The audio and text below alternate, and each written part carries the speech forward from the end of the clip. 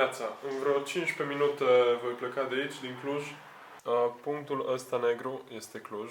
Voi merge cu trenul până în Budapesta, apoi cu avionul până în Oslo și din Oslo mâine dimineață cu un alt avion până aici, în Svalbard.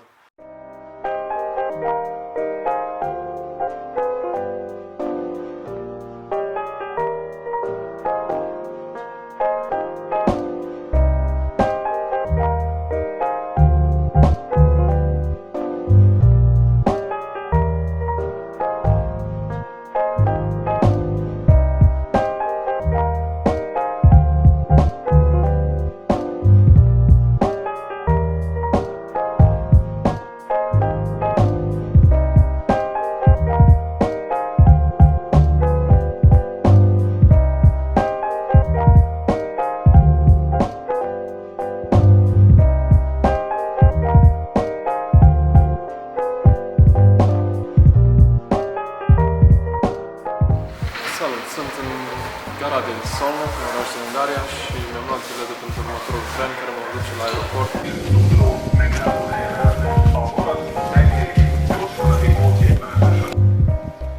Am ajuns la aeroportul din Budapesta.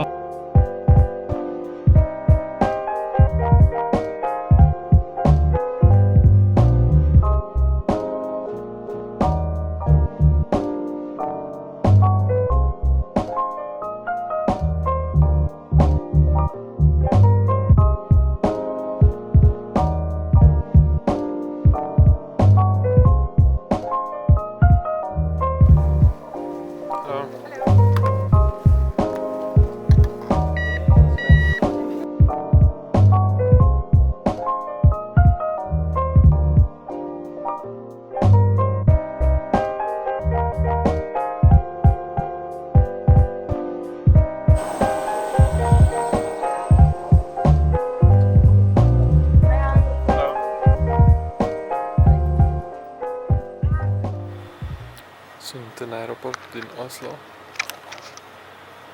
Salut! Este pustiu, pentru că e trecut de 12 noaptea, cineva doarme acolo. Mă duc să caut un loc de dormit mai ca lumea, acum am găsit niște scaune. E ora 7 și m-am trezit de vreo 20 de minute. Am dormit pe bancheta unui restaurant și a fost acceptabil. Am avut net, aseară m-am uitat și la un film pe telefon, deci a fost aproape ca la hotel. Și acum filmez aici un timelapse.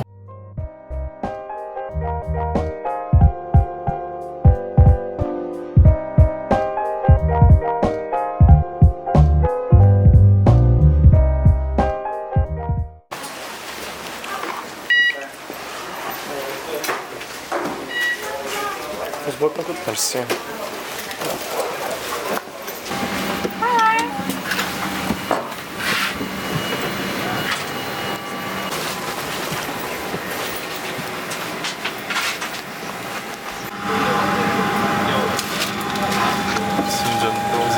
Tot avionul, de ce să am loc în sfârșit să mă întind aici.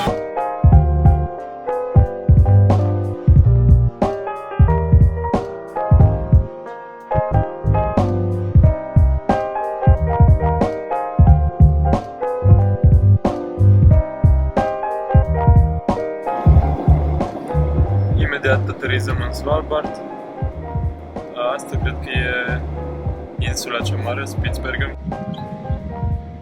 Asta este oficial ultimul apus al anului în această parte a planetei. Arată foarte ciudat pentru mine peisajul ăsta, adică totul e pustiu. Îmi place.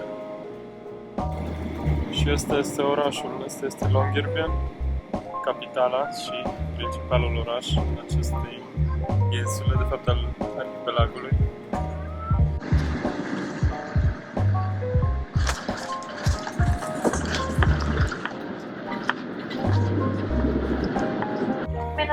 Velkommen til Svalbard. Ladies and gentlemen, welcome to Svalbard. Please remain seated and keep your seatbelt fastened. Bye. Bye.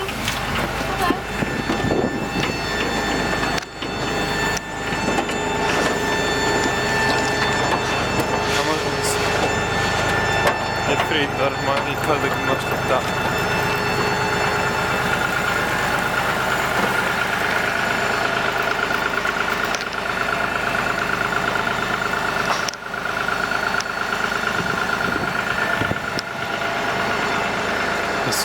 pustiu și liniște în afară de avion și acum o să intru în aeroport.